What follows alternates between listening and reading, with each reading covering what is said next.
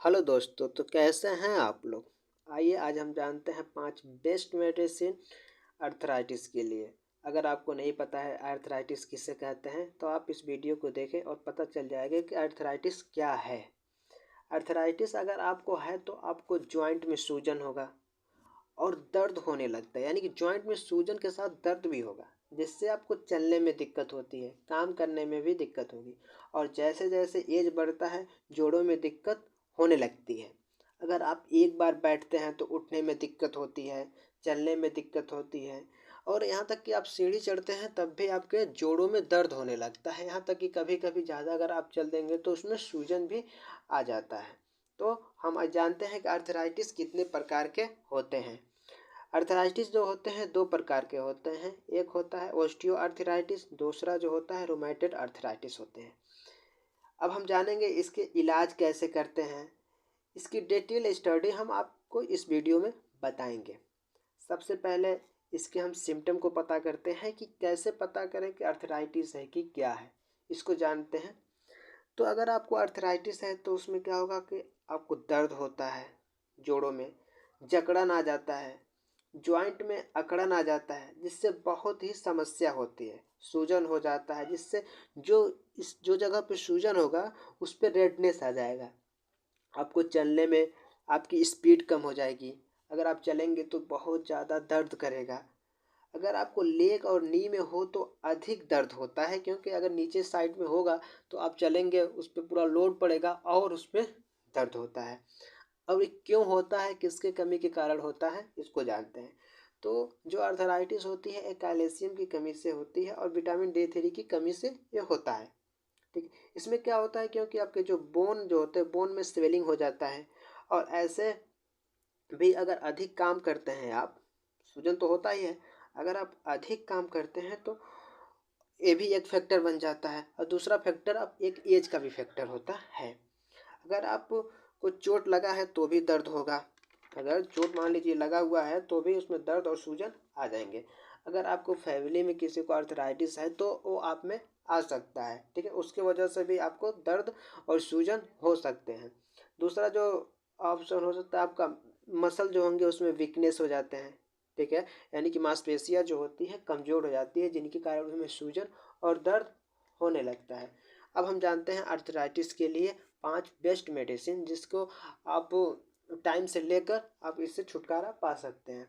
पहली जो मेडिसिन होती है उसे कहते हैं NSAIDs, जिसका मतलब होता है non steroidal anti inflammatory drugs. दूसरी जो हो गई आपको स्टेरॉयड ड्रग्स होती है। तीसरी जो होती है जिसे हम कहते हैं DMARDs, disease modifying anti rheumatoid drugs भी कहते हैं हम। और जो चौथी आपकी हो गई वो जाइनस काइनस, जिसे JAK इनिविएटर मेडिसिन होती है, जिसका खास करके उपयोग इन दवाओं का, यानी कि जाइनस काइनस जो दवाएं होती हैं ये इन दवाओं का उपयोग रूमेटिड अर्थराइटिस में किया जाता है। और पांचवी जो हो गए वो कैल्शियम एंड विटामिन सप्लीमेंट होते हैं। और एक अलग ऑप्शन आप ले सकते हैं हर्बल का।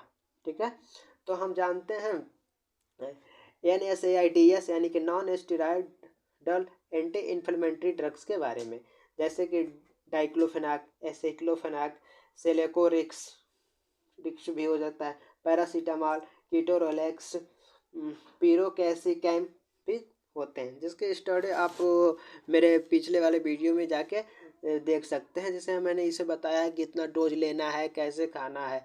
ठीक है, आप अगर आप इन दवाओं का यूज कर रहे हैं तो इनमें से किन्हीं एक ही दवाओं का यूज करें।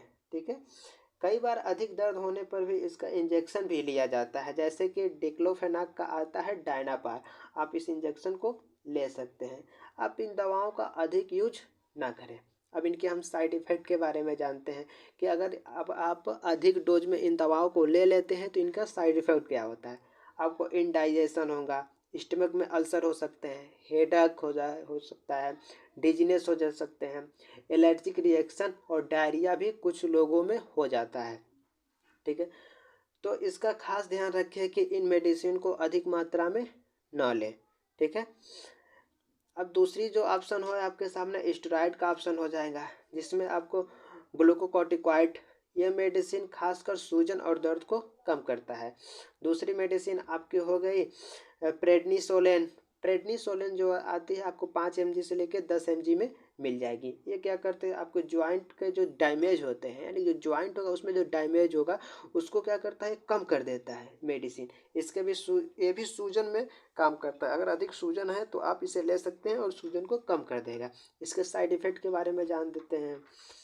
एक्ने में दिक्कत हो सकती है, इंसोमेनिया हो सकता है, वेट गेन हो सकता है, यानी कि आप अधिक वेट हो जाएगा आपके शरीर का, डिप्रेशन में चले जाएंगे, स्किन में डिसऑर्डर हो सकते हैं, हाइपरनेशन हो सकता है और बहुत सारे साइड इफ़ेक्ट भी होते हैं।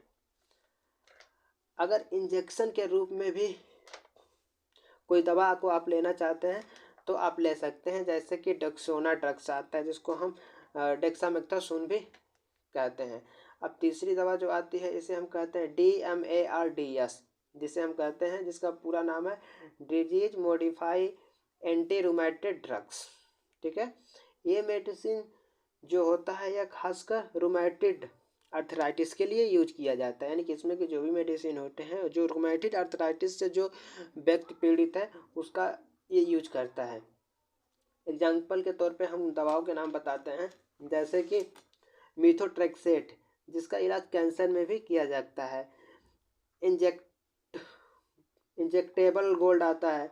ठीक है, फिर पेंसिलामाइन आते हैं, ओरल गोल्ड आते हैं और सल्फासैलेजिन आते हैं। इन सभी दवाओं में से सबसे बेस्ट हम मानते हैं सल्फासैलेजिन को। ठीक है ना, तो आप इसे ले सकते हैं। याद रखें कि इनमें से किन्हीं एक दवाओं का यूज करें। अगर बता रहे हैं हम इंजेक्टेबल गोल्ड है तो इसी को सिर्फ लें, या पेनिसिलामाइन है तो सिर्फ इसी को ले, या ओरल गोल्ड है तो सिर्फ एक ही दवा का यूज करें। ठीक है, इनके साइड इफ़ेक्ट के बारे में हम जानते हैं। इसमें क्या होते हैं कि रेशे हो सकते हैं, टेम्पररी हेयर लॉस हो सकता है, यानी कि कुछ समय तक आपके हेयर, जब तक आप दवा लेंगे तब तक आपका हेयर जो होगा फॉल होगा। ठीक है ना, हेयर लॉस होंगे, लेकिन जब भी दवा लेना आप बंद कर देंगे तो आपके जो हेयर लॉस होंगे वो रुक जाएंगे। ठीक है, डायरिया हो सकते हैं, वेट लॉस हो सकता है, एब्डोमिनल पेन हो सकता है। आप एक बात का ध्यान जरूर दें, अगर आप इन दवाओं को ले रहे हैं तो आप लीवर फंक्शन टेस्ट जरूर कराएं, जिससे उसमें दिक्कत आ सकती है। चौथी दवा जो है उसे हम जाइनस काइनस या JAK इनिवेटर भी कहा जाता है। ये भी रूमेटॉइड अर्थराइटिस में यूज की जाने वाली सबसे फेमस मेडिसिन है, जिसमें फेडराटेनिब, टैपासेटेनिब मेडिसिन आते हैं, जिन्हें आप दिन में 2 बार ले सकते हैं। इनके साइड इफ़ेक्ट के बारे में हम जानते हैं। इससे nausea, indigestion, diarrhoea, headache, tract infection और कोलेस्ट्रॉल भी बढ़ सकता है। 5वीं दवा के बारे में जानते हैं। इसे कैल्शियम विटामिन सप्लीमेंट भी कहा जाता है, जैसे कि सिपकैल 500 mg, सेलकैल 500 mg, टेलीकैल 500 mg और कैल्सिनेन 500 mg आप ले सकते हैं। इन्हें दिन में आप 1 बार लें और अधिक दिक्कत होने पे दिन में आप 2 बार ले सकते हैं। इनका कॉम्बिनेशन भी आप बना के ले सकते हैं, जैसे कि कैल्शियम के साथ आप कैल्डिकाइन जो विटामिन D3 की कॉम्बिनेशन बना के इन दोनों सप्लीमेंट के एक साथ आप ले सकते हैं। इनके साइड इफ़ेक्ट के बारे में हम जानते हैं। अगर आप ओवरडोज लेते हैं तो वोमिटिंग, नोजिया, भूख कम लगेगा, बार बार पेट में दर्द होगा। ठीक है, और इसमें रेशे पड़ जाते हैं, इनमें जो मसल जो होता है पेन करता है, इनमें इचिंग हो जाते हैं और एलर्जिक रिएक्शन भी हो जाते हैं। आप एक अलग से ऑप्शन डाल सकते हैं हर्बल का। हर्बल में आप रुमालिया फोर्ट ले सकते हैं जो हिमालय कंपनी बनाती है, जिसे आप दिन में 2 बार ले सकते हैं। कोई भी दवा बिना डॉक्टर के सुझाव के आप न लें। ऐसे ही वीडियो देखने के लिए मेरे चैनल को सब्सक्राइब करें, लाइक करें और शेयर करें।